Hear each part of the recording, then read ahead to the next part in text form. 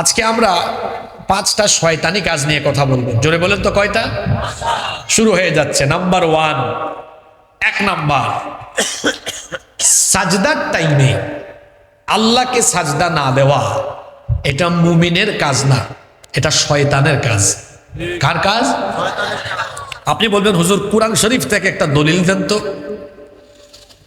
রব্বুল আলামিন কি বলছেন শুনেন, وَإِذْ قُلْنَا لِلْمَلَائِكَةِ اسْجُدُوا لِآدَمَ فَسَجَدُوا إِلَّا إِبْلِيسَ أَبَى وَاسْتَكْبَرَ وَكَانَ مِنَ الْكَافِرِينَ। আল্লাহ তাআলা বলছেন, আর স্মরণ করো যখন তোমার প্রতিপালক ফেরেশতাদেরকে বললেন তোমরা আদমকে সাজদা দাও, আল্লাহর এই হুকুম মান্য করে সকল ফেরেশতারা আদমকে সাথে সাথে সাজদা দিল। একজনই সাজদার হুকুম মানে নাই, যে আল্লাহর হুকুম মানে সাজদা দেয় নাই, তার নাম হলো ইবলিস। আল্লাহ তাআলা ইবলিসকে সাজদা দেওয়ার কথা বললেন, সে সাজদা দেয় নাই। আল্লাহ বললেন তুই সাজদা দিলি না কেন? সে তখন বলল আমি আদমের চাইতে শ্রেষ্ঠ, এই জন্য তাকে সাজদা দেই নাই। আল্লাহ বললেন আমার হুকুমের চাইতে শ্রেষ্ঠ কোনো কিছু আর হতে পারে? আমার আদেশ তুই অমান্য করেছিস, এখন তুই আমার জান্নাত থেকে বিতাড়িত হয়ে যাবি।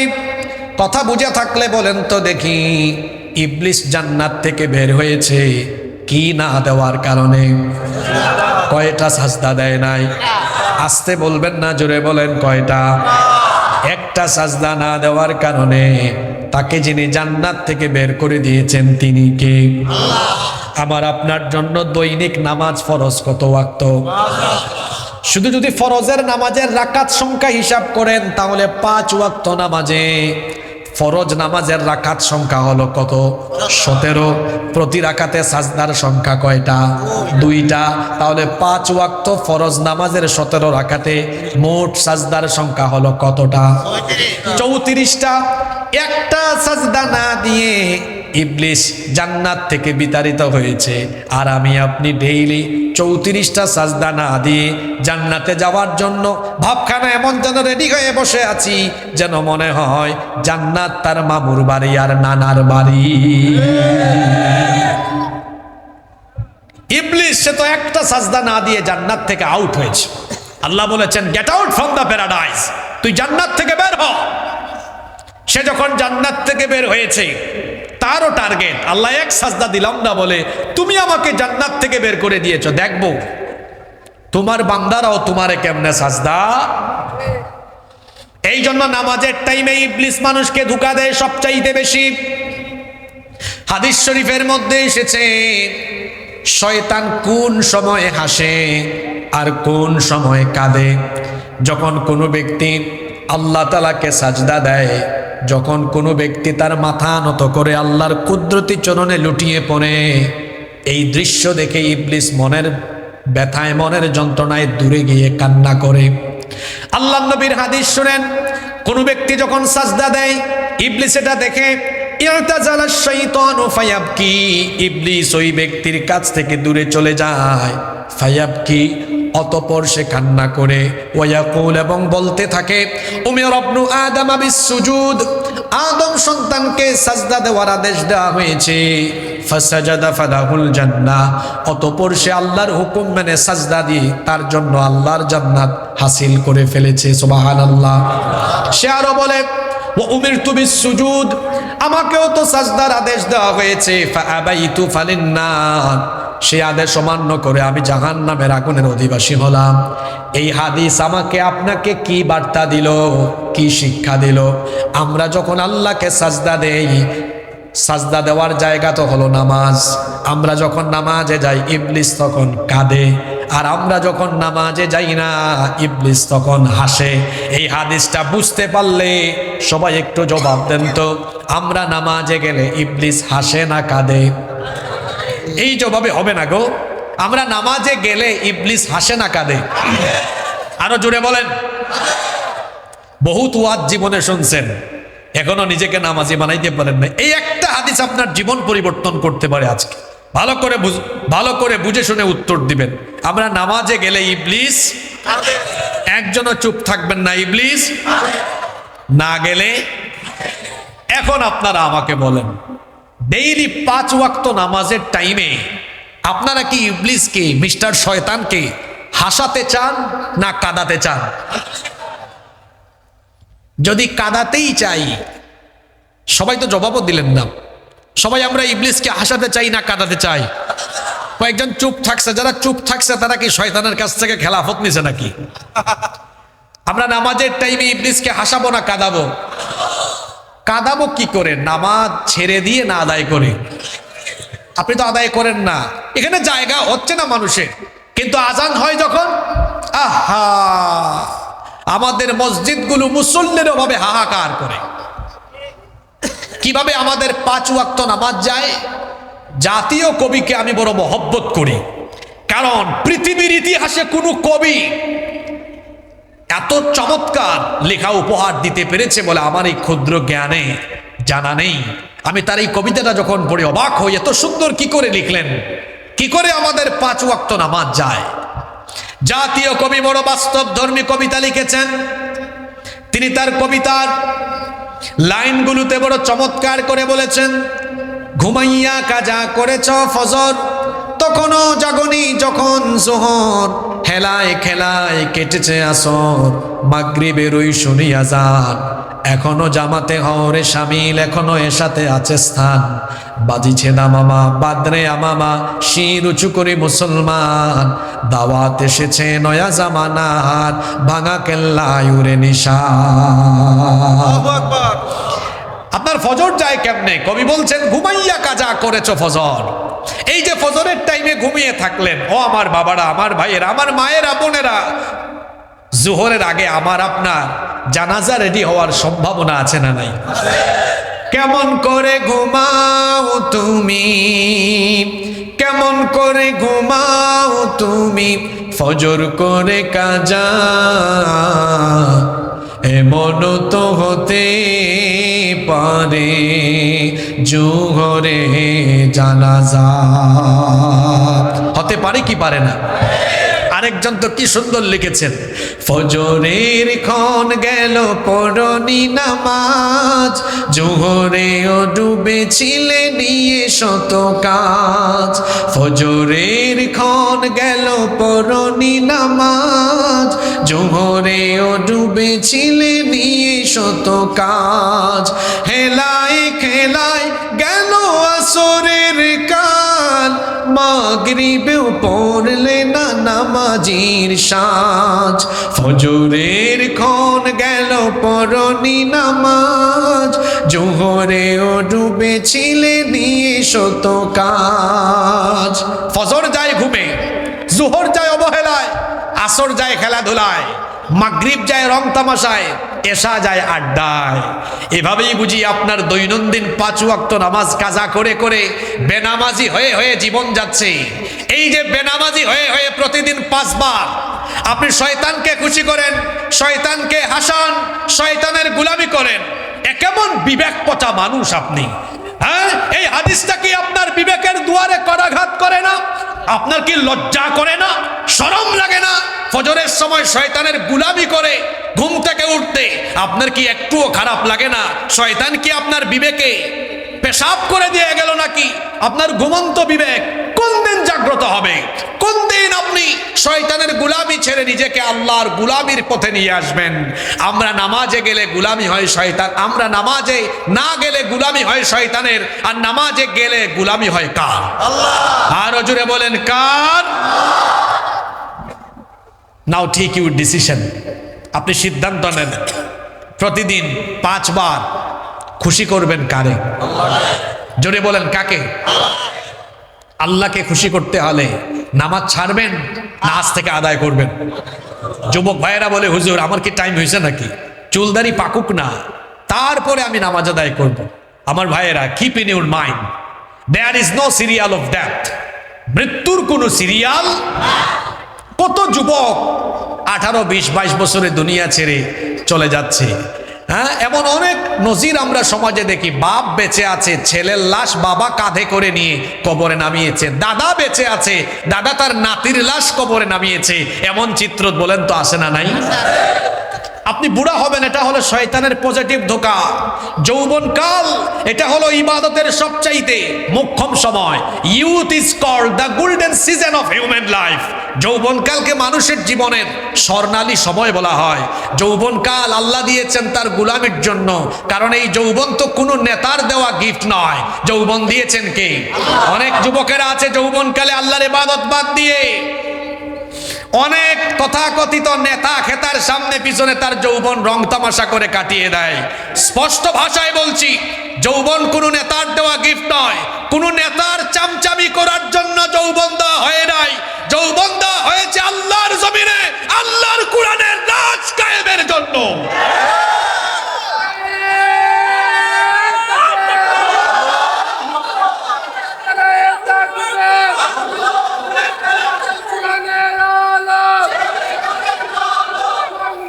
একটু কথা বলতে দেন আমাকে।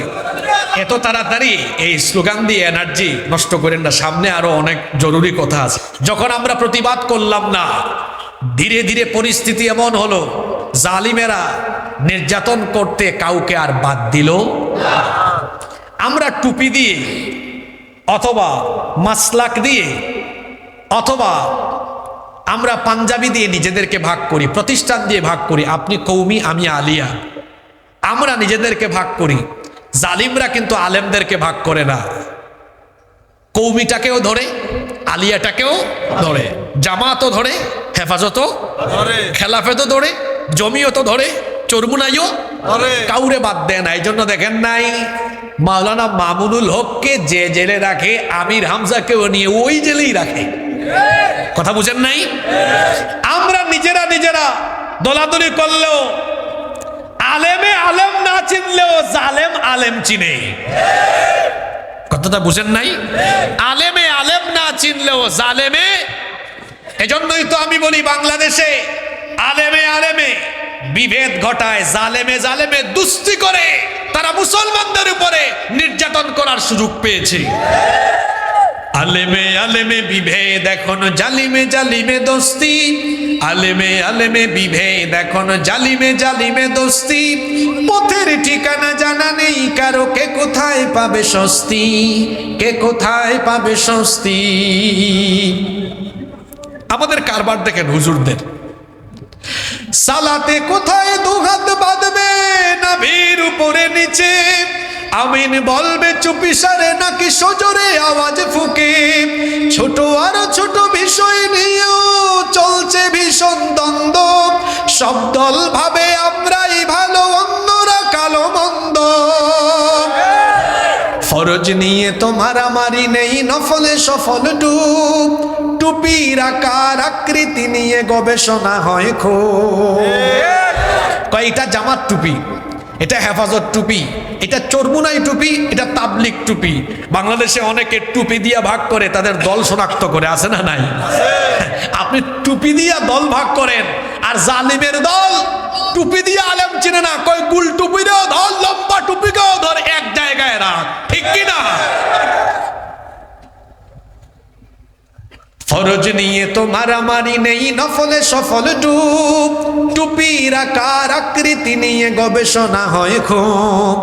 এই সুযোগে আমরা দেখো হাকিয়ে বেড়ায় হস্তি। জালিমে জালিমে দোস্তি, আলেমে আলেমে বিভেদ এখন জালিমে জালিমে দোস্তি। পথের ঠিকানা জানা নেই কারো, কে কোথায় পাবে স্বস্তি, কে কোথায় পাবে স্বস্তি। খেতির নেশায় আলেমের মন ব্যস্ত, ভীষণ ব্যস্ত। এই সমাজের সব কাজ তাই জালিমের হাতে ন্যস্ত। নিজের হিসেবে করে না আলেম, অন্যের কথা ভাবে। বিরোধকারীরা জান্নাতে নাকি জাহান্নামেই যাবে। কাফের ফাসিক লক্ষ ফতোয়া পকেটেই আছে জমা। আল্লাহর কাছে ছাড় আছে তবু তার কাছে নাই ক্ষমা। এই গজলের সবচেয়ে সুন্দর লাইন হইল এটা। এটা তো হেরার চেরাগ। হেরা গুহায় নাজিল হয়েছে এই চেরাগ, কোরআন নাজিল করেছেন কে? আল্লাহ। হেরার চেরাগে চিনতে পারেনি এখনো আপন পর, জালিমের হাতে চলে গেছে তাই নিজের সাজানো ঘর। গোটা পৃথিবীকে তো আমার পূর্বপুরুষরা শাসন করেছেন, ভুল বলেছি নাকি? আমি আমার জাতি ভাইকে চিনি না। ওই যে বললাম আলেমে আলেম চিনে না, কিন্তু জালিমে আলেম। হেরার চেরাগে চিনতে পারেনি এখনো আপন পর, জালিমের হাতে চলে গেছে তাই নিজের সাজানো ঘর। সালতানাতের মিনার হারিয়ে আশ্রয় তার বস্তি, জালেমে জালেমে দোস্তি, আলেমে আলেমে বিভেদ, এখন জালিমে জালিমে দোস্তি। পথের ঠিকানা জানা নেই কারো, কে কোথায় পাবে স্বস্তি, কে কোথায় পাবে স্বস্তি। এই দেশে আলেমরা যদি এক হয়ে যায়, এই দেশে ইসলাম আর মুসলমানদের বিরুদ্ধে কথা বলার সাহস কেউ পাবে? জোরে বলেন পাবে? ঐক্যবদ্ধ হওয়ার ওয়াজ আপনাদেরকে করে আমরা কি করব? আমরা নিজেরাই তো ঠিক নাই। এজন্য আমি প্রায় জায়গায় বলি, ব্যাঙ পাল্লায় রাখা যেমন কঠিন, ব্যাঙ তো খালি লাফায়, এটাকে পাল্লায় রাখা যেমন কঠিন, হুজুরদেরকেও এক সারিতে বসানো তেমন কঠিন। হুজুরদেরকে এক সারিতে বসানো, এক হুজুরের প্রতি আরেক হুজুরের কোনো দরদ নাই, আক্রমণাত্মক ভাষায় কথা বলে। আপনাদের এখানে আসার সময় আজকে একটা কাহিনী হলো, এটা বলা আজকে প্রয়োজন অনুভব করছে। কষ্ট পাবেন আপনারা? এই যে দক্ষিণ উমরপুর শাবাব চৌধুরী জামে মসজিদ, আমি আপনাদের মাহফিলে আসতেছিলাম, আসার পথে আমি ইস্তিনজার প্রয়োজন অনুভব করলাম। এই শাবাব চৌধুরী জামে মসজিদ দক্ষিণ উমরপুরের আগে আমি আরো 2-3টা মসজিদ তালাশ করলাম। মসজিদ এবং মসজিদের টয়লেট তালাবদ্ধ থাকায় আমি ঢুকতে পারলাম না। এখানেও তালাবদ্ধ দেখলাম, কিন্তু দেখলাম এখানে ইমাম সাহেব বা মুয়াজ্জিন সাহেবের রুমে কেউ একজন আছে, কথা শোনা যাচ্ছে। ভাবলাম যেহেতু বন্ধ, ইমাম সাহেব বা মুয়াজ্জিন সাহেবকে বললে হয়তো তিনি খুলে দিবেন, ব্যবস্থা হতে পারে। আমার সাথে আমার সফর সাথী একজন আছে, আমি তাকে বললাম হুজুরকে সালাম দিয়ে ডাক দাও। সে সালাম দিয়ে হুজুরকে ডাক দিয়েছে, ভেতর থেকে বলতেছেন কে? তো সে বলতেছে যে আমরা তো একটু ইস্তিনজার প্রয়োজন অনুভব করলাম, একটু আপনাদের যে টয়লেট আছে একটু যদি খুলে দিতেন। হবে না, চলে যান, কর্কশ ভাষায় বলছে। তো আমি তখন আমার সফর সাথী ছেলেটাকে বললাম তুমি সরো, আমি বলি। আমি গিয়ে সালাম দিয়ে বললাম আমি মাওলানা এম হাসিবুর রহমান, আপনাদের এলাকায় সামনে একটা মাহফিলে এসেছি, মাহফিলে যাচ্ছি, একটু যদি মেহেরবানি করে দরজা খুলতেন আর আমাকে যদি একটু ইস্তিনজার ব্যবস্থা করে দিতেন। আমি এরকম পরিচয় দেওয়ার পরেও অথচ হবে না, চলে যান, ভরে পড়তেছে ইন্নাল্লাযীনা কাফারু, তিলাওয়াত করতেছে। আমি বললাম হায় হায় হায়, একজন মানুষ ইস্তিনজায় যাবে, তার সাথে কর্কশ ভাষায় তাকে দরজা থেকে ফিরিয়ে দিয়ে আবার সে কি করে তিলাওয়াতও। আমার তখন একটু মেজাজ খারাপ হলো। আমি বললাম ভাই দরজা খুলেন, আমি যাব না, আপনার মতো অমানুষের চেহারাখানা আমার আগে দেখা দরকার। আপনাদের এলাকার কিছু ছেলে পেলে আমাকে আনতে গিয়েছিল, ওদের সামনে আমি এই ভাষায় বলেছি আমি যাব না, দরজা খুলেন, আপনার মতো অমানুষের চেহারা না দেখে আমি এখান থেকে যাব না। আপনিও একজন আলেম, আমিও একজন আলেম বা কোরআনের ছাত্র, আমি পরিচয় দিয়ে আপনার কাছে বললাম। এমনকি আপনাদের মাহফিলের মাইকের আওয়াজ ওই মসজিদ পর্যন্ত যাচ্ছে, আমি শুনে এসেছি আওয়াজ। এই কথা যখন বললাম যে আপনার মতো অমানুষের চেহারা আমি দেখবো, যাব না, ভয় পেয়ে গেছে, আর কোনো আওয়াজ দেয় না। ওই কমিটির কিছু ভাইরা বা এলাকার কিছু ভাইরা গেছিল মহব্বতে আমাকে আগায় আনবে, ওরা হঠাৎ করে চলে আসছে। ওরা এসেও ডাকতেছে, যখন দেখছে অনেক মানুষ, আওয়াজও করে না, খুলেও দেয় না, এরাও চেষ্টা করতেছে, বারবার ধাক্কাচ্ছে, খুলেও না, জবাবও। পাশের বাড়ি সম্ভবত সেক্রেটারির, তিনি এগিয়ে আসছেন, এসে বলতেছেন কি হয়েছে। আমি ওনাকে বললাম, উনি বললেন হুজুর একটু সবুর করেন, আমি ব্যবস্থা করছি। আমি বললাম আর ব্যবস্থা করা দরকার নাই, আমি চলে যাচ্ছি। তো এই যে মসজিদ বানানোর পরে মসজিদ তালা দিয়ে রাখা বা মসজিদের টয়লেটকে তালা দিয়ে রাখা, এটা কোনো কমিটির কাজ হতে পারে না, কোনো ইমাম বা মুয়াজ্জিনের কাজও হতে পারে না। মসজিদ কারো বাপ দাদার ব্যক্তিগত সম্পদ নয়। মসজিদ বানানো হয়েছে মুসল্লিদের জন্য। আপনার মসজিদ বা আপনার এলাকায় যদি চুর চামার বেশি থাকে, আমাদের এলাকায় চুরি হয়, তো মানলাম আপনি এক কাজ করেন, মসজিদকে পার্টিশন দেন, মাঝখানে দেয়াল করেন, দেয়াল করে মাইকের মেশিনারিজ এসি থাকলে তো আপনি ওই গেটে তালা মারেন, আর বাহিরে একটা বারান্দা রাখেন, ওইটা 24 ঘন্টা খোলা রাখেন, যাতে মুসল্লিরা কিংবা পথিক তার নামাজের দরকার হলে ঢুকে নামাজ পড়তে পারে। আপনার মসজিদের পাশে বা মসজিদের ভেতরে যদি ওযুখানা টয়লেট বানান, 2টা টয়লেট আপনি ইমাম বা মুয়াজ্জিন সাহেব খতিব সাহেবের জন্য তালা দিয়ে সংরক্ষিত করে অন্তত পক্ষে একটা টয়লেট আর 2-3টা প্রস্রাবখানা খোলা রাখবেন, যাতে পথিক হেঁটে যাচ্ছে, যাতে তার ইস্তিনজার প্রয়োজনে সে মসজিদে ঢুকে সুন্দরভাবে ইস্তিনজা করে পবিত্রতার সাথে যেন ওযু টজু করে আবার যেতে পারে। আপনি গোটা মসজিদ রাখলেন তালা দিয়া, এটা কি আপনার বাপ দাদার সম্পদ পাইলেন নাকি তালা দিয়া রাখবেন? শুধু এই নোয়াখালী নয়, বাংলাদেশের বিভিন্ন জায়গায় আমরা বড় হতাশ হই। ওই দিন আমি মসজিদ না পাইয়া পরে আমি আমার সফর সাথীদেরকে নিয়ে গাড়িতে নামাজ আদায় করেছি। এমন সময় হয় যে আমরা সফরে আছি, জ্যাম, আজান ওই টাইমই হয়েছে, আজান দেওয়ার 15 মিনিট পরে কি হয়, জামাত হয়ে যায়, মসজিদে ঢুকে জামাত আদায় করতে পারি নাই, কারণ জ্যামে আটকে গিয়েছি। তখন আমরা একটু সামনে যাই, মসজিদ পাই, বলি ভাই একটু দাঁড়ান, ড্রাইভারকে বলি দাঁড়ান একটু নামাজ আদায় করি। ঢোকার পরে দেখা যায় ইস্তিনজা বন্ধ, মসজিদ বন্ধ। ওই দিন আমরা বাধ্য হয়ে পরবর্তীতে গাড়ির ভেতরেই নামাজ আদায় করতে হয়েছে। যেদিকে যাই খালি মসজিদ তালা দেওয়া। মসজিদকে কখনো তালা দিয়ে রাখবেন না। এটাও যদি আপনাদের মসজিদ হয়, এই মসজিদের বারান্দাটুকু 24 ঘন্টা খোলা রাখবেন, টয়লেট প্রস্তাবখানা খোলা রাখবেন, যাতে করে পথিক হেঁটে যাওয়ার সময় তার ইস্তিনজার প্রয়োজন অনুভব করলে যেতে পারে।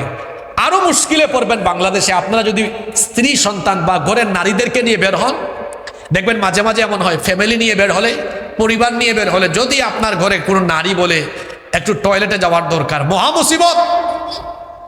এজন্য আমি প্রায় জায়গায় বলি, বাংলাদেশের প্রতিটা মসজিদে পুরুষের পাশাপাশি আলাদা জায়গায় নারীদের জন্য টয়লেট থাকা দরকার। অন্তত নামাজের ব্যবস্থা যদি করতে নাও পারেন, টয়লেটের ব্যবস্থা করেন, যাতে মা বোনরাও অন্তত পক্ষে এই সুযোগটুকু পায়। তো বলছিলাম আলেমে আলেমে বিভেদ, ওই কথা থেকে এই জায়গাটা টান দিলাম যে দেখেন সে কেমন হুজুর, চিন্তা করেছেন? হ্যাঁ, হুজুর তো দূরের কথা, ও তো মানুষ নয়, ও মানুষ, তুমি একটা অমানুষ। যদি মাইকের আওয়াজ তার কানে যায়, আমি বললাম তাকে, ও তো হুজুর হওয়া দূরের কথা, ও তো মানুষও হতে পারে না এখনো। ওই মসজিদে যদি আমি তার জায়গায় থাকতাম, আলেম বাদ দেন, একজন হিন্দুও যদি এসে বলতো আমি হিন্দু, আমি একটু ইস্তিনজায় যাব, টয়লেটে যাব, আমি দিয়ে দিতাম, কোনো অসুবিধা আছে? তো বলছিলাম আজ আমাদের হুজুরদের বিভেদ, অনৈক্যের কারণে আমরা দিন দিন দুর্বল হচ্ছি। 5ই আগস্টের পরে আমি ভেবেছিলাম বাংলাদেশে নতুন সূর্যোদয় হবে, নতুন একটি সুযোগ, হয়তো আলেমরা এই সুযোগকে কাজে লাগাবেন। কারণ এই দেশের মানুষ চুরি ডাকাতি লুটপাট দুর্নীতি দেখতে দেখতে বিরক্ত হয়ে গিয়েছে। মানুষ এখন চুরি ডাকাতি দুর্নীতির পরিবর্তে মানুষ এখন আলেম উলামা আর ইসলামপন্থীদের নেতৃত্বে কোরআনের বাংলাদেশ দেখতে চায়। এই জন্য তো আলেম উলামাদেরকে এগিয়ে আসতে হবে, অনৈক্য দলাদলি বাদ দিতে হবে। কিসের কৌমি আর কিসের আলিয়া? যিনি কৌমি মাদ্রাসায় থাকেন তিনি আমার ভাই, যিনি আলিয়া মাদ্রাসার তিনিও আমার ভাই। আমরা যদি আমাদের নিজেদের মধ্যকার অনৈক্যের এই দেয়ালকে ভেঙে চুরে টুকরা টুকরা করে সবাই যদি এক কাতারে দাঁড়াতে পারি, এই দেশে ইসলামের বিজয় ঠেকানোর দুঃসাহস কারো থাকবে না। এজন্য আসুন ঐক্যবদ্ধ হই, কারণ ঐক্যবদ্ধ হলে আমাদের শক্তি বাড়বে না কমবে। কেন আমরা অনৈক্যের মধ্যে থাকবো? আমরা অনৈক্যে দলাদলিতে থাকলে খুশি কে? জোরে বলেন। আর আমরা ঐক্যবদ্ধ থাকলে বেজার কে? শয়তান। আমরা শয়তানকে খুশি করব না বেজার করব।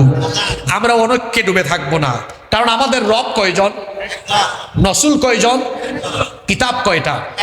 আমাদের প্রভু এক, এক নবীর উম্মত, জীবন বিধানে, ওই শিবানী কোরআন আমাদের প্রভু এক নবীর উম্মত জীবন বিধানে, ওই শিবানী কোরআন।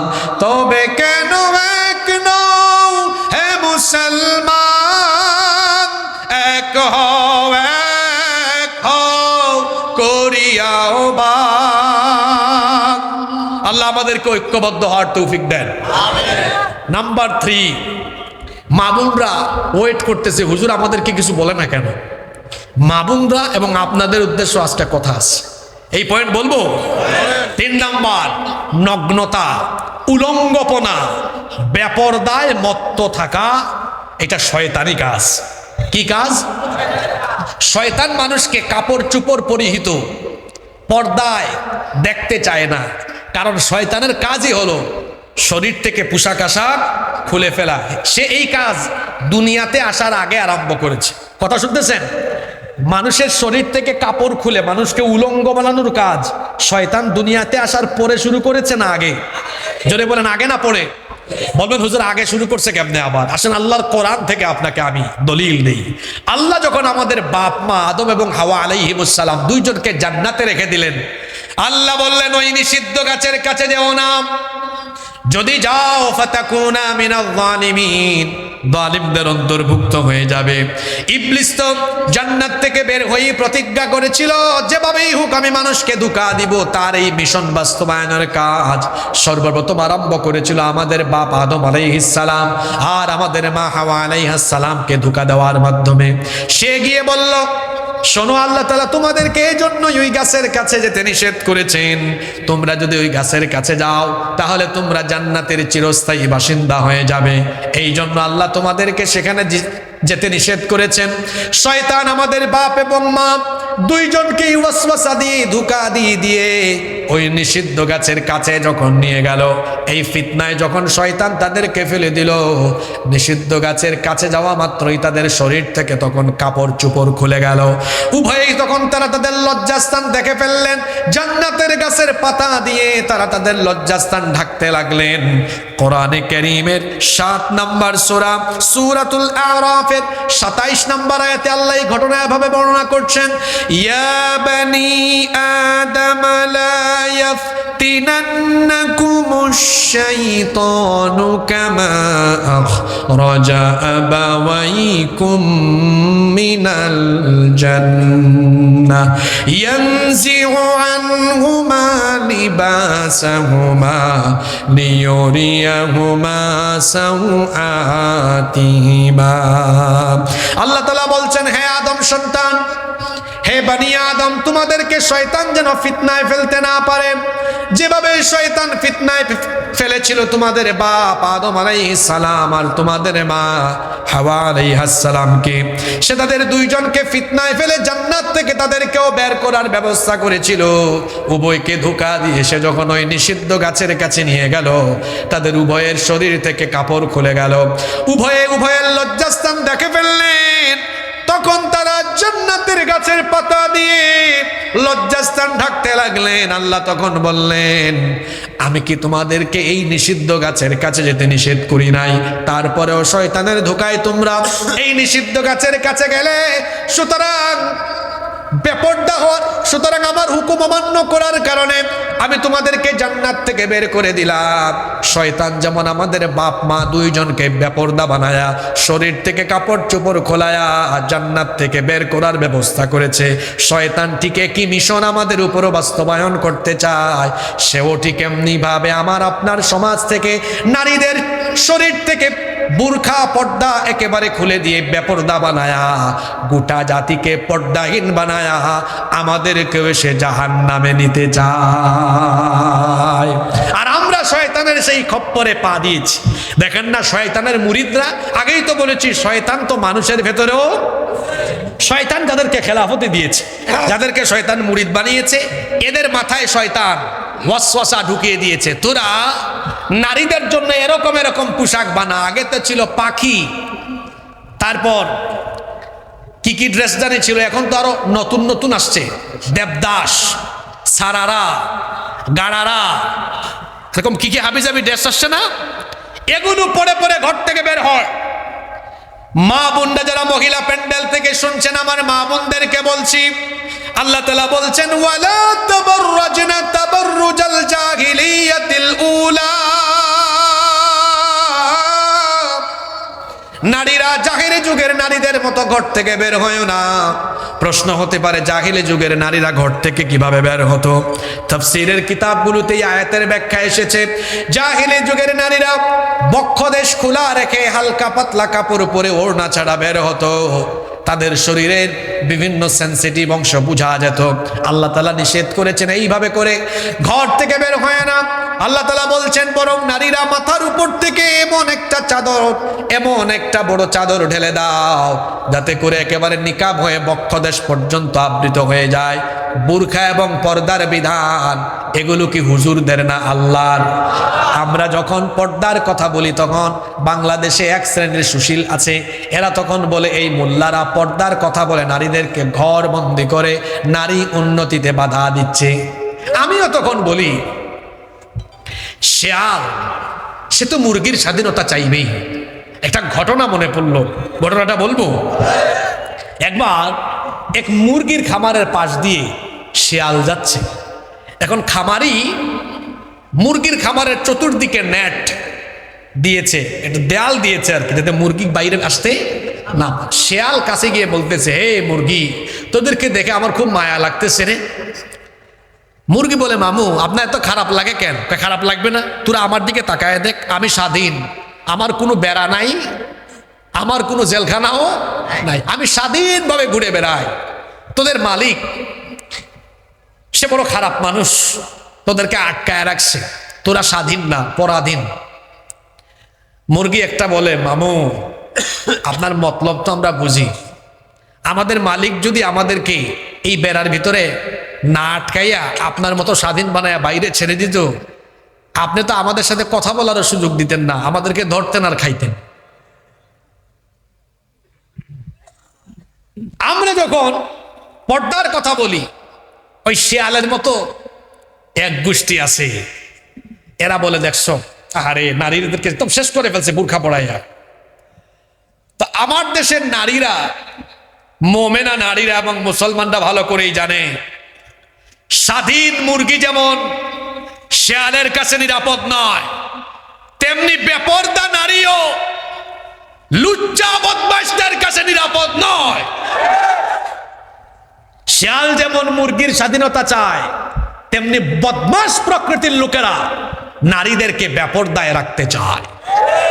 ইসলাম পর্দার মাধ্যমে নারী উন্নতি আটকায় নাই, বরং নারীদের প্রোটেকশন, সেফটি, সিকিউরিটি আরো বেশি নিশ্চিত করে দিয়েছে।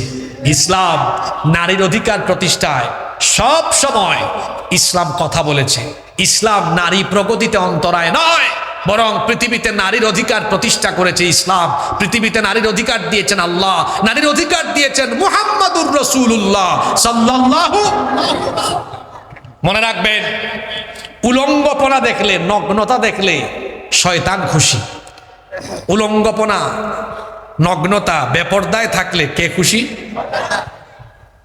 আমাদের অনেক ভাইয়েরা আছেন শয়তানকে খুব সুন্দর খুশি করেন। কিভাবে? তার বউকে একদম বেপরদা নিয়ে কবিরহাটে যায়, কোম্পানিগঞ্জে যায়, বসুরহাটে যায়। তারপর লোকজন দেখে, কয় ভাই সাথীটা কে? কয় চিনস না তোর ভাবি? একদম ওয়াও। সে বলে থ্যাংক ইউ। আপনার বউয়ের নাক কেমন, ঠোঁট কেমন, গাল কেমন, হাত কেমন, পা কেমন, আর কিছু বললাম না, সব কেমন, এটা যদি পাবলিক দেখে মজা নেয়, আমি তো বলবো আপনি রুচিহীন, ব্যক্তিত্বহীন এমন এক ব্যক্তি, আপনি পুরুষ নামে কলঙ্ক। আপনার পুরুষত্ব আছে কিনা আমার সন্দেহ আছে। আপনার রুচি নাই, আপনি ব্যক্তিত্বহীন, আপনি কাপুরুষ, আপনি বেহায়া, আপনি বেশরম। বউ আপনার মজা নেই পাবলিক। আরে আপনার বউয়ের গাল কেমন, নাক কেমন, ঠোঁট কেমন, এটা যদি পাবলিকই জানে, তো বউ তো আপনার সম্পদ থাকলো না, আপনি তো এই বউকে জনগণের সম্পদ বানিয়ে ফেলেছেন। বেহায়া পুরুষ আপনি, বেশরম ব্যক্তিত্বহীন পুরুষ আপনি। আরেক গ্রুপ আছে, তারা বউকে নিয়ে সেলফি তুলে, ফটো তুলে এটা ফেসবুকে আপলোড করে। আর কি জঘন্য ফিতনা আরম্ভ হয়েছে। আগে ছিল ট্রাভেল ব্লগ, ফুড ব্লগ, এখন হাজবেন্ড ওয়াইফ দুইজনে মিলে ভিডিও করে এরপরে ব্লগ আকারে ফেসবুক, ইউটিউব, টিকটকে আপলোড করে। এটা হলো কাপল ব্লগ। এটা চাচারা এই ওয়াজ বুঝবেন না, যুবকরা বুঝছে। কি যুবক ভাইয়েরা আসে না? লাইক আর কমেন্ট ভিক্ষা করে, সামান্য কয়েকটা লাইক, কমেন্ট, শেয়ার আর চ্যানেল বা ফেসবুক পেজ মনিটাইজ করে যারা কিছু ডলার কামানোর ধান্দায় নিজের বউকে এইরকম বেপরদা বানিয়ে সোশ্যাল মিডিয়া, ইউটিউবে, ফেসবুকে, ইন্টারনেটে ছেড়ে দিয়েছে, এই ব্যক্তি হলো পুরুষ নামে কলঙ্ক। সে হলো আসমানের নিচে জমিনের উপরে সবচাইতে বড় বেহায়া। সে হলো মানুষরূপী আস্ত একটা শয়তান। ওকে মানুষরূপী শয়তান বলেছি কেন আমি? কারণ সমাজে অশ্লীলতা, ফিতনা ছড়িয়ে দেওয়া এটা ফেরেশতার কাজ না শয়তানের কাজ? তো ওরে মানুষরূপী শয়তান বলে আমি কি খুব বড় কবিরা গুনাহ করে ফেলছে নাকি? কত শয়তানের ফিতনায় ডুব দিয়েছে। ও মুরিদ না, ও একদম আপগ্রেড ক্লাসের শয়তান। শয়তান তারে প্রমোশন দিয়া মুরিদ থেকে খেলাফতে অধিষ্ঠিত করেছে। কয় তুই আমার মুরিদ না, তুই আমার খলিফা, তুই আমার কি। যেমন একবার রমজান মাসে এক জায়গায় ওয়াজে আমাকে এক পাবলিক ধরছে। আমি একটা হাদিস বললাম, রমজান মাস আসলে, সামনে রমজান মাস আসতেছে না, আল্লাহ জান্নাতের দুয়ার খুলে দেন, জাহান্নামের দরজা বন্ধ করে দেন, শয়তানকে আল্লাহ শৃঙ্খলিত করেন। আমার তো ধরছে, শয়তানকে আল্লাহ যদি জেলেই আটকায় রাখেন, শৃঙ্খলিতই করেন, আপনি বলতে হবে রমজান মাসে শয়তানি হয় কেন? চিন্তা করছেন? প্রশ্ন তো ঠিকই আছে, শয়তানি হয় না রমজান মাসে? তখন আমি বললাম, ভাই ওই যে মিনাল জিন্নাতি, আল্লাহ যেটারে শৃঙ্খলিত করেছেন ওটা তো জিন। কিন্তু এই জিন আবার কি করছে? জিন রূপী শয়তানও তো মানুষ রূপী অনেক শয়তানকে মুরিদ বানিয়েছে, খলিফাও বানিয়েছে। এখন সে জেলে গেলেও তার মুরিদ আর খলিফাদেরকে রেখে গিয়েছে। দেখেন নাই আমার দেশে জুলাই আগস্টে ছাত্র জনতা, বুঝেন নাই, ছাত্র জনতার ঐক্যবদ্ধ আন্দোলনে জালিমের গোষ্ঠী পালিয়ে গেলেও তাদের মুরিদরা এখনো দেশে আছে, যারা দেশকে অস্থিতিশীল করবার চেষ্টা করে। এদেশকে আর অস্থিতিশীল করার অপচেষ্টা করবেন না, কারণ যারা সুযোগ বুঝে হেলিকপ্টারে উঠে দৌড় মেরেছে। আগামীর বাংলাদেশকে কেউ যদি অস্থিতিশীল করার চেষ্টা করে, এদেশের মানুষ তাদেরকে আর হেলিকপ্টারে উঠার সুযোগও দিবে না। সম্মানিত ভাইয়েরা, কষ্ট হচ্ছে নাকি আপনাদের? তাহলে নিজের ঘরের বউ, নিজের মা বোনকে পর্দায় রাখার দায়িত্ব আমাদের আছে না নাই? একজন নারী বেপর্দা এমনি এমনি হয় না। যে ঘরের পুরুষ অসচেতন সেই ঘরের নারী বেপর্দা হয়। আমার দিকে তাকান যারা বিবাহিত, আপনার বউকে যদি বলেন, প্রথমে একটু আদর করে বলেন, প্রথমে আদর করে বলা দরকার, তাই না? প্রথমে শাসন করা ঠিক না। বউকে একটু সুন্দর করে বলেন, দেখো আমি তোমাকে অনেক ভালোবাসি, তুমি আমার জান প্রাণ, যা বলতে পারেন বলেন। তোমারে কেউ যদি দেখে, এটা আমার কলিজায় লাগে, দিলে লাগে। আগে শোনেন, ঠিক ঠিক আন্দাজি বললেন না, কিসের ঠিক আর শোনেন, আমি এভাবে কেন বলছি, আমার দিকে তাকান। নারীরা হলো প্রজাপতির মতো। কিসের মতো? প্রজাপতি। তাকে আস্তে ধরলে উড়ে যায়, আর জুড়ে ধরলে মরে যায়। তো প্রথমে একটু ভালোবাসা দিয়ে বুঝান, সুন্দর করে গিয়ে বলেন। এগুলো রসুলের সুন্নত। দেখেন আল্লাহ নবীর স্ত্রীর নাম, দেখেন নাম হলো আয়েশা। নবীজি আদর করে ডাকতেন আইশ, নামটাকে সংক্ষেপ করতেন। আবার কখনো কখনো ডাকতেন হুমাইরা। নবীজির ভাষা বাংলা ছিল না, আরবি। আরবিতে বলতেন হুমায়রা। কি রোমান্টিক শব্দ! এটার বাংলা অর্থ হলো লাল সুন্দরী। যদি নবীজির ভাষা বাংলা হতো আর কি, তাহলে তিনি এভাবে বলতেন, কৌগো আমার লাল টুকটুকি বউ। সুবহানাল্লাহ পড়বেন না? হ্যাঁ, রসুল কিভাবে তার বিবিদের সাথে ব্যবহার করতেন। আর আমাদের দেশের মানুষ বিয়ে করার পরে বউর সাথে খাটাসের মতো কাপড়ের ব্যবসা করে কিছুক্ষণ পরে আসছে এক বোন, এসে বলতেছে ভাইয়া হিজাব আছে? কয় আসসালামু আলাইকুম আপু, আসেন, খুব ভালো ভালো হিজাব আছে। বউয়ের সাথে গরম আর পরনারীর সাথে নরম। আমি হাসানোর জন্য বলেছি না, কথা বাস্তব। জোরে বলেন। আপনার বউ ফোন দিয়েছে, কাস্টমার থাকলেও বলবেন 2 মিনিট আমি আসতেছি, আমার জান ফোন দিয়েছে, বাইর হন, গিয়ে বউয়ের সাথে 1-2 মিনিট সুন্দর করে কথা বলেন। হাজবেন্ড ওয়াইফের মধ্যে ভালোবাসা থাকলে এই ঘরে বরকত দেন কে? তো বলছিলাম বউকে আগে ভালোবাসা দেয়া বুঝান, তুমি আমার জান, কলিজা। হ্যাঁ, তোমারে কেউ দেখলে আমার খারাপ লাগবে, বুঝো না, আমার কলিজা ছিদ্র হয়ে যাবে একদম।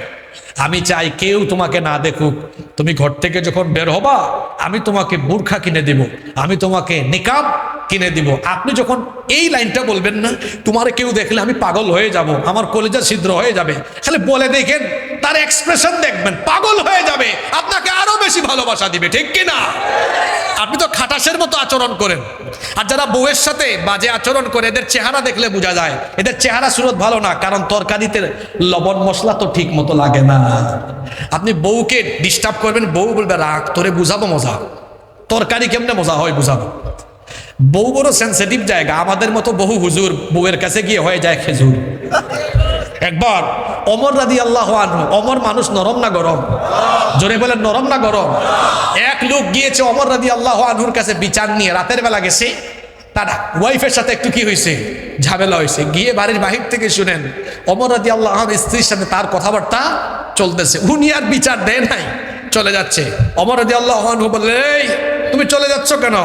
কয় আসছিলাম বিচার নিয়ে। তো বিচার দাও, চলে যাচ্ছ কেন? কয় আপনারা কি বিচার দিব, আমি যে মামলার আসামি, আপনি কি মামলার আসামি?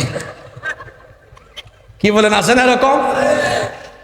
নিজেদের বিবিদের সাথে সুন্দর আচরণ করতেন সকল আম্বিয়া আলাইহিমুস সালাম। প্রথমে বউকে বুঝান, বুঝানোর পরেও কিছু আছে আবার একটু ঘাউরা, ঘাটতেরা, বুঝে না, তখন একটু বলেন, এই খবরদার ঘর থেকে বেপরদা হয়ে বের হবে না। আপনি ঠিক থাকলে বউয়ের ঘরের বউ সে বেপরদা হয়ে বের হতে পারবে? তবে মনে রাখবেন, শাসন আগে নয়, ভালোবাসা থাকে। ভালোবাসা দিয়ে শুনে না, একটু গরম হওয়া দরকার আছে না? তবে আমার বিশ্বাস গরম হওয়া লাগবে না। আর এমনিতেই তো নোয়াখালী এটা আলেমুল আমার দেশ, আর নোয়াখালীর মেয়েরা এমনিই ভালো। যদি কেউ এরকম থাকে একটু সুন্দর করে বুঝায় বলবেন, দেখবেন আপনার আরো বেশি খেদমত করবে, ঠিক হয়ে যাবে ইনশাআল্লাহ। যে পুরুষ তার ঘরের নারীদেরকে বেপরদায় রাখে, এই পুরুষের নাম হলো দাইয়ুস। এই পুরুষের নাম কি? দাইয়ুস। কোনোদিনও আল্লাহর জান্নাতে ঢুকতে পারবে। এজন্য আমরা আমাদের ঘরের নারীদেরকে পর্দায় রাখবো, পারবো তো ইনশাআল্লাহ? কষ্ট হচ্ছে নাকি আপনাদের? বাকি 2টা পয়েন্ট বলে মোনাজাত পর্যন্ত আমাকে সুযোগ দিবেন তো আপনারা? 4 নাম্বার, জিনা বেবিচারে লিপ্ত হলে শয়তান খুশি হয়, কারণ জিনা বেবিচার হারাম করে দিয়েছেন কে? জিনা বেবিচারে মানুষকে আসক্ত করা, এটা হলো শয়তানের একটা অন্যতম মিশন। শয়তানের অন্যতম একটা লক্ষ্য হলো মানুষকে জিনার সাগরে ডুবিয়ে রাখা।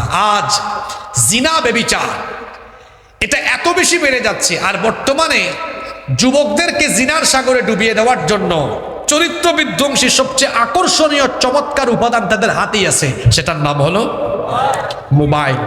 দেখি আমার নোয়াখালীর ইমানদার ভাইদেরকে দেখি, যারা মিথ্যা বলবে না, সত্যই বলবে। দেখি কিছু বীর বাহাদুর, সত্য কথা বলেন তো, বর্তমানে যুব সমাজ 24 ঘন্টার মধ্যে মোবাইলে থাকে কত ঘন্টা?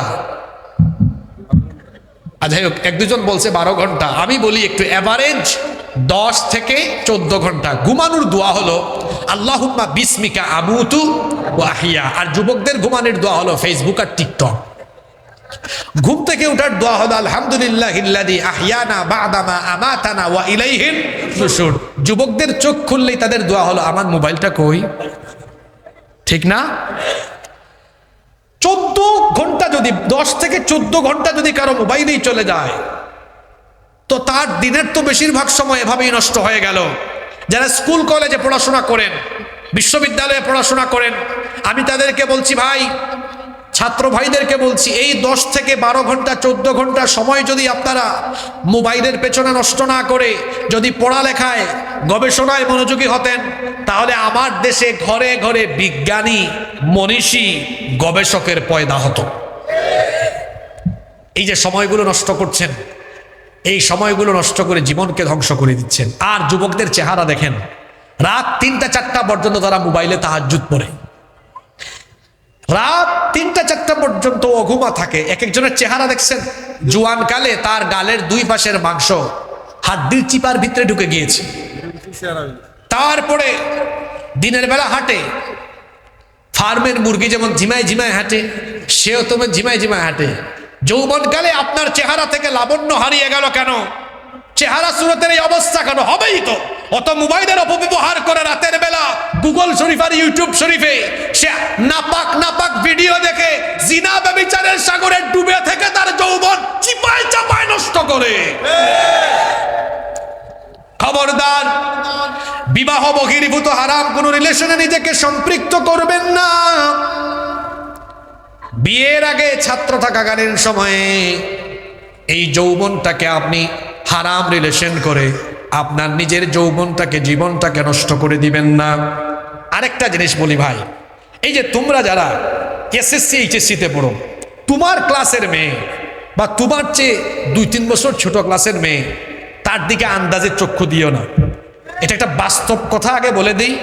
সমাজে একটু দেখিও, যারা বিয়ে করে একটা ছেলের চাইতে একটা মেয়ের বয়স কমসে কম 5-6 বছর ব্যবধান থাকে, তো তুমি তোমার ক্লাসের মেয়ের সাথে ইটিস পিটিস করার চিন্তা কেমনে করো? ওরা তো তুমি পাবা না। তুমি বিয়ে করার আগেই দেখবা ওর 3টা-4টা বাচ্চা হয়ে গেছে। একেবারে ভেঙে বলে দিলাম, কথাটা বাস্তব না অবাস্তব? দেখবেন আপনি মাস্টার্সে উঠবেন, রাস্তাঘাটে আপনার ওই এসএসসি এইচএসসির সহপাঠে দেখা হয়েছে, সাথে 3-4টা।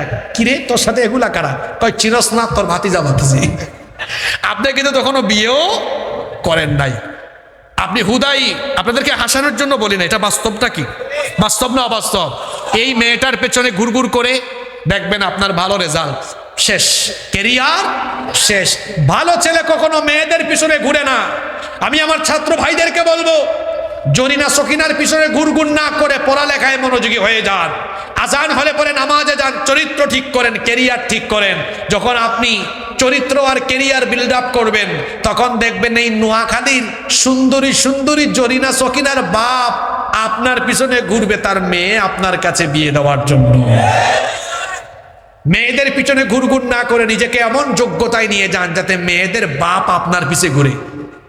আবিয়াইত্যা মিসকিন আনমেরিড যারা আছেন, আপনারা পারবেন তো ইনশাআল্লাহ? আওয়াজ তো ছোট হলো, পারবেন? রাস্তাঘাটে যে মেয়েদেরকে ডিস্টার্ব করেন, আচ্ছা আপনারা বলেন তো, কোনো মেয়েকে আপনি যে ডিস্টার্ব করেন বা বাজে নজরে তাকান, আপনার বোন যদি ওই জায়গায় হতো, কেউ যদি আপনার বোনের সাথে আচরণ করতো, আপনার ভালো লাগতো না খারাপ লাগতো? এক ছেলে একবার আমারে কয়, হুজুর আপনি যে ওয়াজ করলেন, সবাইকে যদি আমি বোনের নজরে দেখি তো আমার বউ হবে কোনটা? কি আশ্চর্য প্রশ্ন! আমি তাকে আর কি জবাব দিব? আমি তখন বললাম, ভাই যেটা আপনার বউ হবে এটা এমনি এমনি আপনার কাছে তারে পাঠাবেন কি? নিজে নিজে এত উতলা হয়ে যাইয়েন না, চরিত্র ঠিক করেন। আল্লাহ নবী কি বলেছেন দেখেন, ইয়া শাবাব আল ইসলাম, হে ইসলামের যুবকেরা, গদ্দু আবসারুকুম, তোমাদের চোখের হেফাজত করো, ওয়াহফাজু ফুরুজাকুম, লজ্জাস্থানের হেফাজত করো। কেন আগে চোখ হেফাজতের কথা বলা হলো? কারণ চক্ষু হলো মানুষের হৃদয়ের আয়না। মানুষ আগে চোখে দেখে, তারপরে কল্পনা করে, এরপরে অ্যাকশনে নামে। কেউ যদি তার চক্ষুকে হেফাজত করতে পারে, জিনা ব্যভিচার থেকে তাকে বাঁচিয়ে দিবেন কে? যুবক ভাইদের চরিত্র হবে ইউসুফ আলাইহিস সালামের মতো। ও আমার যুবক ভাইরা, আপনার চেহারার দিকে তো কবির হাটের মেয়েরাও ফিরে তাকায় না, কেমন চেহারা আপনার। কিন্তু আল্লাহর নবী ইউসুফ আলাইহিস সালাম, তাকে আল্লাহ তাআলা এই দুনিয়ার অর্ধেক সৌন্দর্য দান করেছিলেন। এত সুন্দর সুপুরুষ ছিলেন, যাকে দেখে মিশরের সেই যুগের সুন্দরী সুন্দরী নারীরা তার রূপে মুগ্ধ হয়ে ফল কাটতে গিয়ে অনুভূতি শূন্য হয়ে আঙ্গুল কেটে ফেলেছে, তারা টেরও পায় নাই। আল্লাহু আকবার। যেই ঘরে তিনি লালিত পালিত হয়েছেন, সেই ঘরের সম্ভ্রান্ত সুন্দরী নারী জুলাইখা প্রত্যেক দিন ইউসুফ আলাইহিস সালামকে তার চোখের সামনে দেখতে দেখতে পাগল পাড়া হয়ে গেলেন। একদিন নির্জনে তার দাসীর মাধ্যমে তার খাস কামরায় ডেকে নিয়ে আসলেন। তারপরে বললেন, ইউসুফ, এখানে 7টা দরজা আছে, সবগুলো দরজা বন্ধ করে দেওয়া হয়েছে, চাবিও আমার কাছে, তুমি এখান থেকে চাইলেও পলায়ন করতে পারবে না। আমি প্রস্তাব দিচ্ছি আমার কাছে এসে আমার মনোবাসনা পূরণ করো। ইউসুফ আলাইহিস সালাম এই মহিলার প্রস্তাব তখন আল্লাহর ভয়ে প্রত্যাখ্যান করে আল্লাহর উপর ভরসা করে তালাবদ্ধ দরজার দিকে দৌড় দিলেন। আপনাদের প্রশ্ন হতে পারে, হুজুর দরজা তালা দেওয়া তিনি কোন উদ্দেশ্যে তালাবদ্ধ দরজার দিকে দৌড় দিলেন? ইউসুফ নবী জানতেন এই 7টা দরজার চাবি জুলাইখার কাছে আছে, কিন্তু আল্লাহর নামে আল্লাহর উপর ভরসা করে দৌড় দিলে আল্লাহ চাইলে ওই দরজাগুলো খুলে দিতে পারেন, কারণ সব কিছুর কুদরতি চাবি আছে কার কাছে? এজন্য তিনি আল্লাহকে ভয় করে আল্লাহর উপর তাওয়াক্কুল করে যখন তালাবদ্ধ দরজার দিকে দৌড় দিলেন, আল্লাহ তাআলা খুশি হয়ে তার কুদরতি চাবি দিয়ে 7টা দরজা তার নবীর জন্য খুলে দিলেন। আমার যুবক ভাইদের চরিত্র হবে এমন, বিবাহ বহির্ভূত কোনো হারাম রিলেশনে আমরা নিজেকে সম্পৃক্ত করে আমাদের যৌবন, আমাদের ক্যারিয়ার, আমাদের জীবন আমরা নষ্ট করব না। জিনা ব্যভিচারের সাগরে ডুব দিয়ে শয়তানের খপ্পরে পড়ে আমরা নিজেদেরকে শয়তানি কাজে লিপ্ত করব না। আমরা সবাই আল্লাহকে ভয় করে আল্লাহর দ্বীনের পথে থেকে চরিত্রবান হব। রাজি আছেন সবাই? আল্লাহ তৌফিক দান করেন। নাম্বার 5 নাম্বার, গান বাজনায় লিপ্ত হওয়া। এটা ভালো মানুষের কাজ না শয়তানি কাজ। গান বাজনা এখন আমাদের সমাজে খুব হরহামেশা বিষয় হয়ে গিয়েছে। দেখবেন বিয়ে বাড়িতে এখন গান বাজনা ছাড়া বিয়ের আয়োজনই হয় না। বিবাহ শাদী তো সামাজিক কোনো অনুষ্ঠান নয়, বরং বিয়ে হলো সামাজিক অনুষ্ঠানের পাশাপাশি একটা সরই ইবাদত। কথা বুঝে থাকলে বলেন, বিয়ে কি শুধু অনুষ্ঠান না ইবাদত? ইবাদতে তো গান বাজনা থাকে না। অনেকে দেখা যায় তার বিয়ে শাদীতে আগের রাতে গায়ে হলুদের নামে গান বাজনা বাজায়া তারপরে গান বাজনা দিয়ে বিয়ে শাদী আরম্ভ করে। ও আমার বাবারা, আমার ভাইয়েরা, গান বাজনার মাধ্যমে আপনার বাড়িতে যেন বিবাহের উদ্বোধন না হয়, কারণ গান বাজনা হলো শয়তানি উপাদান। গান বাজনা হলো শয়তানের হাতিয়ার। বিয়ে হলো পবিত্র জিনিস, গান বাজনা হলো অপবিত্র জিনিস। এজন্য আমিও প্রায় জায়গায় বলি, যে ছেলে আর যে মেয়ে গান বাজনার মাধ্যমে যে ছেলে মেয়েদের দাম্পত্য জীবন শুরু হয়, এদের দাম্পত্য জীবনে ফলাফল হিসাবে যে আউলাদ সন্তানাদি আসবে, এদের সন্তানগুলো এরকম হুক্কুর হুক্কুর আর ঝাঁকানাকা মার্কা সন্তান হবে। আপনাদেরকে একটা চমৎকার তথ্য দিয়ে তারপরে আমরা আস্তে আস্তে শেষের দিকে যাব। কেউ উঠাউঠি করেন না, পরিবেশটা নষ্ট করেন না। শেষের দিকে খুব সুন্দর কিছু কথা আছে, মা বোন এবং আপনারা সবাই শোনেন। মা বোনরা যারা আছেন, আপনারা হলেন দুনিয়ার শ্রেষ্ঠ সম্পদ। একজন নেককার নারী হলেন দুনিয়ার শ্রেষ্ঠ সম্পদ। আল্লাহর নবী কি বলেছেন? আদ-দুনিয়া কুল্লুহা মাতা। ইবনে মাজাহ শরীফের হাদিস, দুনিয়ার সবকিছুই সম্পদ। ওয়া খায়রু মাতা'আদ দুনিয়া আল মারআতুস সালিহাহ। আর দুনিয়ার সবচাইতে শ্রেষ্ঠ সম্পদ হলো একজন নেককার নারী। সুবহানাল্লাহ। একজন নারী, তিনি তো শুধু নারী নন, একটা প্রজন্মের ধারক এবং বাহক। মা বোনদেরকে বলছি, আপনারা বড় দামি, ইসলামে আপনাদের সম্মান বড় বেশি। আপনাদের পেট থেকেই পয়গম্বরদের জন্ম হয়েছে, আপনাদের পেট থেকে ওলি আউলিয়ার জন্ম হয়েছে, আপনাদের পেট থেকে বুজুর্গদের জন্ম হয়েছে। এজন্য আমি বলি, নারী তো শুধু নারী নন, তিনি হলেন সন্তান উৎপাদনের কারখানা। আজকের চিকিৎসা বিজ্ঞান কি বলছে দেখেন। চিকিৎসা বিজ্ঞান বলছে, a child gets hearing before 16 weeks of birth. কথাগুলো শুনে যান, খুব কাজে লাগবে। একটি সন্তান সে যখন মায়ের পেটে থাকে, জন্মের 4 মাস আগে মায়ের পেটে থাকতেই সে শুনতে পায়। সুবহানাল্লাহ, বাড়ি গিয়ে বলবেন। কথা বুঝেন নাই আপনারা, আরো পরিষ্কার করে বলি। পৃথিবীতে আল্লাহর একমাত্র সৃষ্টি মানুষ যারা জন্মের আগে কানে শুনে। জন্মের আগে বিড়াল, কুকুর, গরু, ছাগল, সমস্ত পশু পাখি, জীবজন্তু এরা জন্মের পরে শুনে।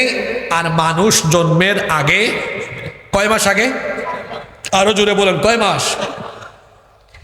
তো মানুষ যদি জন্মের আগেই কানে শুনে, একজন নারীর পেটের ভেতরে সন্তান আছে, যদি এই মহিলা তার পেটের ভেতরে সন্তান নিয়ে তিনি হিন্দি সিরিয়াল, গুগল শরীফ আর ইউটিউব শরীফে গিয়ে আজে বাজে গান শোনেন, আজে বাজে জিনিস দেখেন, শুনেন, তো পেটের ভেতর থেকে সন্তানও তো ওইগুলা শুনবে। এই মহিলার পেট থেকে এই সন্তানও বের হওয়ার পরে দেখবেন ঝাঁকানাকা মার্কা সন্তান হবে। আর এই নারী যদি তার পেটে এই সন্তান নিয়ে নামাজের টাইমে নামাজ, কোরআন তেলাওয়াত, জিকির আজকার করেন, তো সন্তান তো এগুলো পেটের ভেতর থেকেই শুনে। এইরকম নারীদের পেট থেকে বের হয় বড় বড় মুফাসসির, মুহাদ্দিস, আল্লাহওয়ালা বুজুর্গ নেককার সন্তান এরকম নারীদের পেট থেকে জন্ম হয়। আমি এই এলাকার মা বোনদেরকে বলে যাব, আপনারা বড় দামি সম্পদ। ইসলামে আপনাদের অবদান, আপনাদের ফজিলত, আপনাদের মর্যাদা অনেক বেশি। গান বাজনার মাধ্যমে আমাদের বিয়ে শাদী যেন উদ্বোধন না হয়, কোনো বাড়িতে যেন গান বাজনা না বাজে। কারণ রাসূল বলেছেন, আল গিনাউ ইয়ামবুতুন নিফাকু ফিল কলবি কামা ইয়ামবুতুল মাউজ যারা। পানি সেচ দিলে যেমন ফসলের উৎপাদন বাড়ে, গান বাজনাও মানুষের অন্তরের মধ্যে নিফাকের উৎপাদন বৃদ্ধি করে। নাপাকি বেড়ে যায়, নিফাক বেড়ে যায়। গান যদি শুনতেই মন চায়, আমার দেশে সাইমুম আছে, কলরব আছে, এরা এত সুন্দর সুন্দর সঙ্গীত গায়। এক একটা সঙ্গীত শুনলে পরে, গজল শুনলে পরে হৃদয়ের খোরাক মিটে যায়, অন্তর প্রশান্ত হয়, পরকালের প্রতি মন তখন আরো বেশি নিবিষ্ট হয়। ঠিক কিনা? কোরআন তেলাওয়াত শুনেন, ইউটিউবে গিয়ে সঙ্গীত শুনতে মন চাইলে আল্লাহর শানে সঙ্গীত শুনেন। আল্লাহর শানে যে গান গাওয়া হয় এগুলো সুন্দর কম না বেশি? তোমার নামে যদি গান গাওয়া হয়, গান সুন্দর হয়। তোমার নামে, কার নামে? যারা পারেন বলেন, তোমার নামে যদি গান গাওয়া হয়, গান সুন্দর হয়। তোমার নামে যদি গান গাওয়া হয়, গান সুন্দর হয়। তোমার সৃষ্টি পানে যদি চাওয়া হয়, চোখ সুন্দর হয়। তোমার নামে যদি গান গাওয়া হয়, গান সুন্দর হয়। গান শুনবেন, শুনবেন রসুলের শানে, দেখবেন কলিজাটা ঠান্ডা করে দিবেন কে? ত্রিভুবনের প্রিয় মুহাম্মদ এলো রে দুনিয়ায়, আয় রে সাগর। এগুলা শুনবেন, আজে বাজে কোনো গান শুনবেন না। আজকে কয়টা কথা বললাম? এক, নামাজ ছেড়ে দেওয়া এটা মুমিনের কাজ না শয়তানি কাজ? জোরে বলেন। নামাজ ছাড়বো না, আদায় করব। 5 ওয়াক্ত আদায় করবেন তো? 2 নম্বর কি বলেছিলাম? ভুলে গেছেন আপনারা? অনৈক্য, দলাদলি করা। অনৈক্য আর দলাদলি করলে খুশি হয় কে? আমাদের এই এলাকায় আমরা সবাই মিলেমিশে থাকবো, রাজি আছেন? 3, বেপরদায় মত্ত থাকা। কার কাজ? আমরা বেপরদায় থাকবো না, নারীদেরকে পর্দায় রাখবো। 4, জিনা ব্যভিচারে আমরা লিপ্ত হব না ইনশাআল্লাহ। 5, গান বাজনার সাথে আমাদের কোনো সম্পর্ক থাকবে না। এখানে 6-7টা প্রশ্ন যুবকদের কাছ থেকে এসেছে, আমি খুব সংক্ষেপে বলি, তারপর দোয়া করব। বিরক্ত হবেন আপনারা? হয়তো আপনাদের এলাকায় এগুলো থাকতে পারে, এই জন্য তারা লিখছে। আজকাল মেয়েরা শ্বশুর শাশুড়ির সাথে একসাথে থাকতে চায় না। এই ব্যাপারে ইসলাম কি বলে? সবাই মিলেমিশে থাকলে তো ভালো, মহব্বত বাড়বে। হ্যাঁ, বরং স্ত্রীর উচিত, একজন বউয়ের উচিত তার স্বামীকে বলা, তোমার আব্বা আম্মার খেদমত করো, আমিও তাদেরকে সাথে নিয়ে থাকতে চাই। এটা সুন্দর, সবাই মিলেমিশে একসাথে থাকলে সুন্দর। মিল মহব্বত থাকলে বরকত দিবেন কে? কিভাবে একজন ভালো মুসলমান হওয়া যায়? 5 ওয়াক্ত নামাজ পড়েন, কোরআনের সাথে সম্পর্ক রাখেন, আলেমদের সাথে থাকেন। 3 নম্বর, যারা পরের হক মেরে খায়, এগুলো তো খুব লম্বা আলোচনা। যারা অবৈধভাবে মানুষের হক মেরে খাবে, কিয়ামতের দিন এরা ভয়াবহ শাস্তির সম্মুখীন হবে। বান্দার হক নষ্ট করলে, বান্দার হক বান্দাকে না দিলে, মাফ না চেয়ে নিলে, আল্লাহ ওই ব্যক্তিকে মাফ করে না। সকালে ফজরের নামাজের পর ঘুমানো যাবে কিনা? না ঘুমানোই উত্তম। কারণ সকালবেলা যারা তাড়াতাড়ি কাজ আরম্ভ করে তাদের বরকতের জন্য দোয়া করেছেন মুহাম্মদুর রাসূলুল্লাহ সাল্লাল্লাহু আলাইহি ওয়াসাল্লাম। সকালবেলা ঘুমায় থাকলে রিজিক কমে, বরং সকালবেলা ফজরের পরে কাজ আরম্ভ করলে রিজিকে বরকত দেন কে? স্ত্রী তার স্বামীকে নাম ধরে ডাকতে পারবে কিনা? ডাকতে পারবে, কিন্তু আমাদের দেশে নারীরা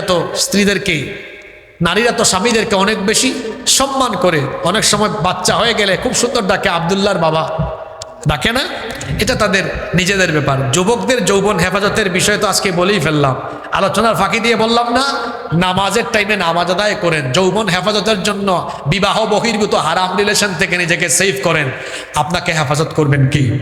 যত কথা বললাম, আল্লাহ আমাদেরকে আমলের তৌফিক দেন।